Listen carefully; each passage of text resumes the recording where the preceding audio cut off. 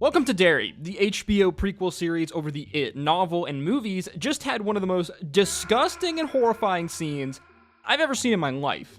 Hello everyone, I'm Finn. Welcome back to Finn Films. Join me today as once again we are discussing and breaking down everything that happened in this week's episode of Welcome to Derry. From that absolutely horrifying body horror scene, to this weird sus as hell lady, to that big finale scene telling the origin story of Pennywise on Earth. We're going to be talking about all of this and more on Welcome to Derry Explained. Welcome to Derry episode 4 opens with our new losers club going to Chief Bowers to try to show him the photos they took in the cemetery the night before in the episode prior, in the hopes that this evidence will validate Lily's story about what happened at the theater and save Ronnie's dad, Hank. However, when Chief Bowers look at the photos, something is wrong, as the police officers don't see the ghosts or the visits of the clowns, they just see normal photos. As we know that it creates a fog over Derry that affects the grown-ups of the town differently to the children, making the adults oblivious to the f***ed up things going on around them and oftentimes making them violent and aggressive. Bowers angrily telling Lily that the only proof they have here is that Lily wants a one-way ticket back to the nut house. Later at school, the group all meet up during PE discussing what happened with the photos in the night before. Will suggesting that they should talk to someone who has been in Derry a while to see if something weird like kids going missing has happened in Derry before.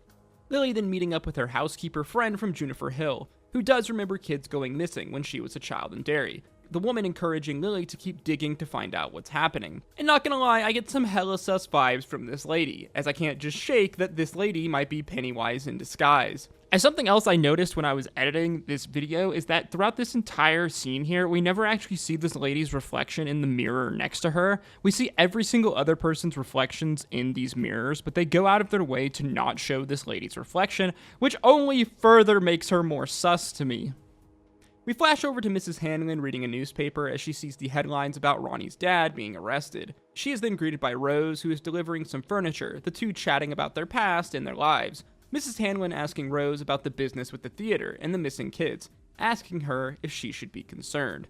Rose telling her that things do happen from time to time in Derry, as we know that Rose knows much more than she is letting on, as Rose and the other First People know the dangers and the horrors of Derry better than anyone else, as they have been battling it for hundreds and hundreds of years, as we will come to see later on in the episode. We move over to Dick Halloran and his friends. As per Dick's request, they have been given a spot to lay back and relax and drink at. What we know from the It novels will become the Black Spot, an infamous place in the Derry cycle that will eventually be burned to the ground with many of these men dying inside, as Dick and his friends start cleaning the place up.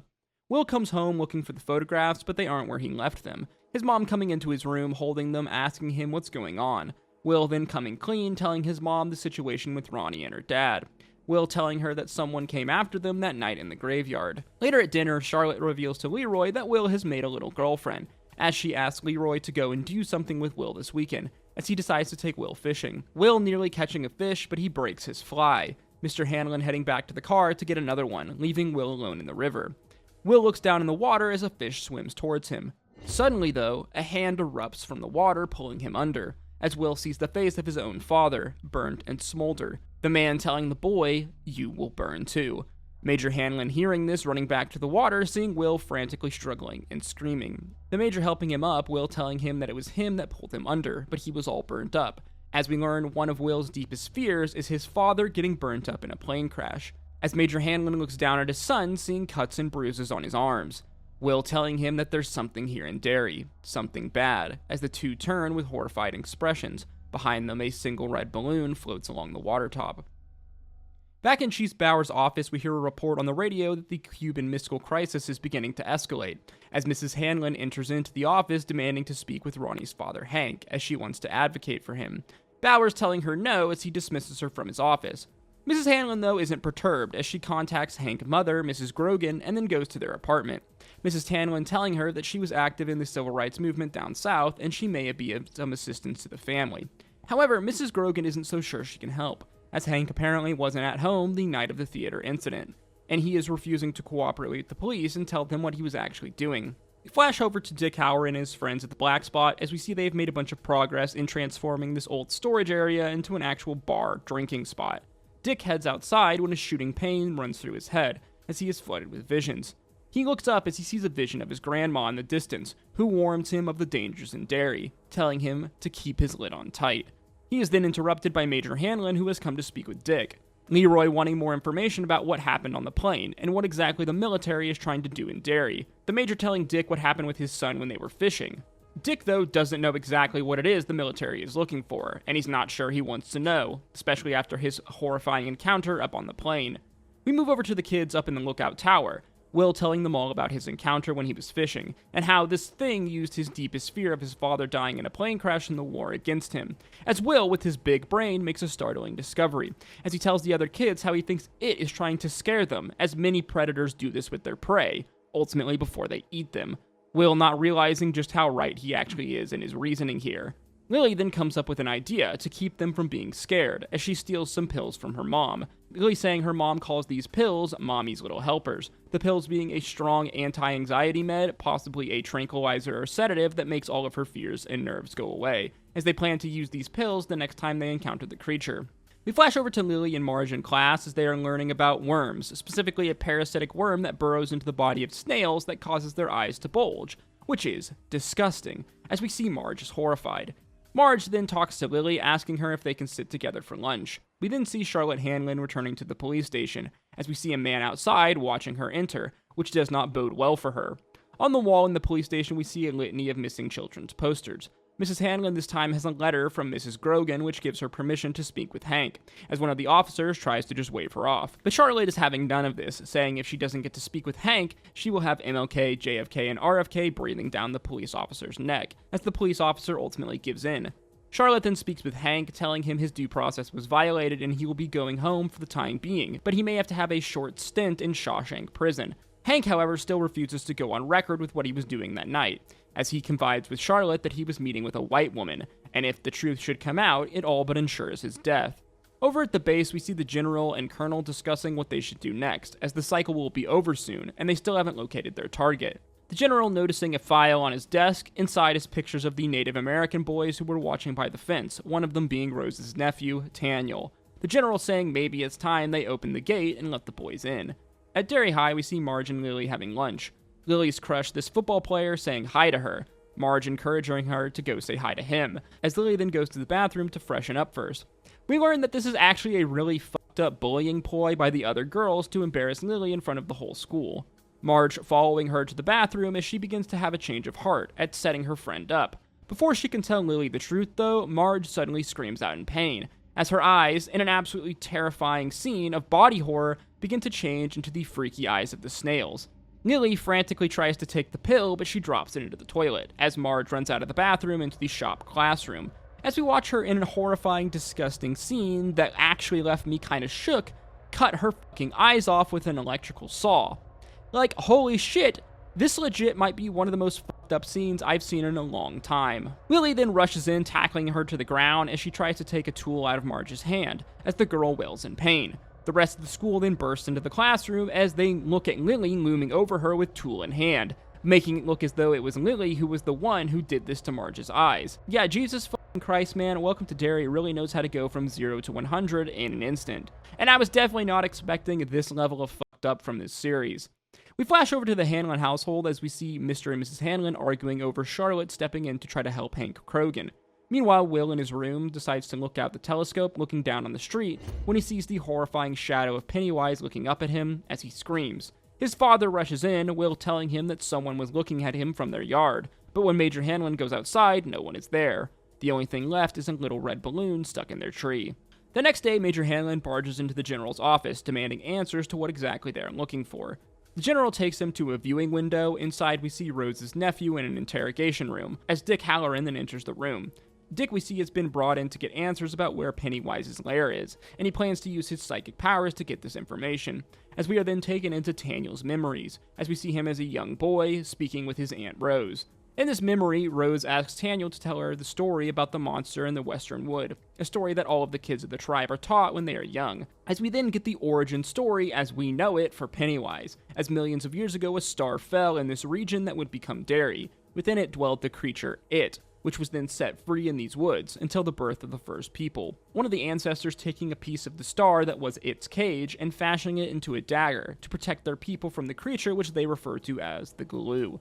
For a time, the native people were able to live peacefully, coexisting with the creature by living outside of its range. But all of this changed when the settlers ultimately arrived, who did not heed the warnings of the native people and began hunting in the western wood, as the glue would feed on them, growing stronger, and was now able to leave the western wood. With the creature now more powerful, their war chief decided they needed to leave this area, but the chief's daughter did not want to leave, so she and her friends took the dagger, wanting to seek the cave of the glue to gather more shards and make more weapons. However, when the chief realized her daughter and the dagger were missing, she formed a search party. But without the dagger, they had nothing to protect themselves, as the creature would slaughter them all.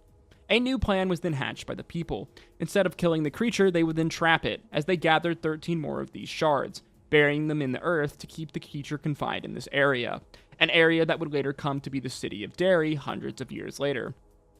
With the story over, Dick then breaks into the memory, as he asks Taniel to show him where the pillars are, Taniel telling him to follow the tunnels underneath the old well. As a door opens, inside we see the dilapidated house, the same house from the It novels and movies, as episode 4 of Welcome to Derry comes to an end.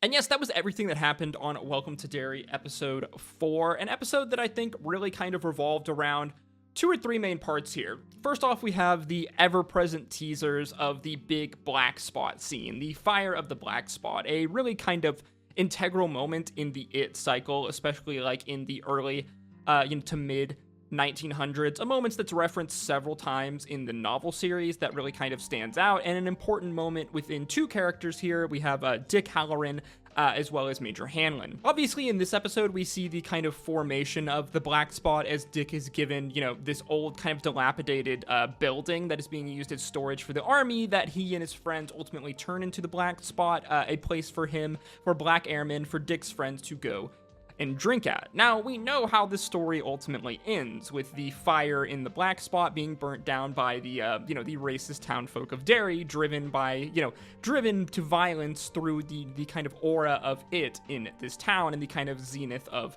the cycle. We know ultimately how this ends, and it does not end well, but Dick Halloran, we know, does survive, as he has to go on to be one of the characters in the movie, the novel, The Shining. Obviously, the other kind of main theme of this episode was this big Pennywise origin story, the origin story of It here at the end, the kind of finale scene of this episode, and Pennywise's relationship with the native people of Derry, the Native Americans of North America. Now, I think this is a very interesting kind of direction that they've taken, this kind of relationship between the Native Americans and It as a creature here in Welcome to Derry. Obviously, we knew there was this link from the novel series, the movie series. Obviously, there is the ritual of Chud that the Losers Club used to ultimately bind It and seal It away, and we see a kind of early version of that here in this flashback when these children go and claim all of these shards of the star that It ultimately fell down to earth from, and then used it as kind of almost like a barrier. They used it as like pillars in a circle, burying them deep within the earth and confining the creature, to Derry, what will become Derry, to the western woods. It as a creature and its origin story is super fascinating, as it is very much a kind of eldritch horror, almost kind of Lovecraftian, Cthulhu-esque type monster in the way that it, kind of functions. As everyone thinks of It as Pennywise the clown, but Pennywise is obviously just one form that the creature takes,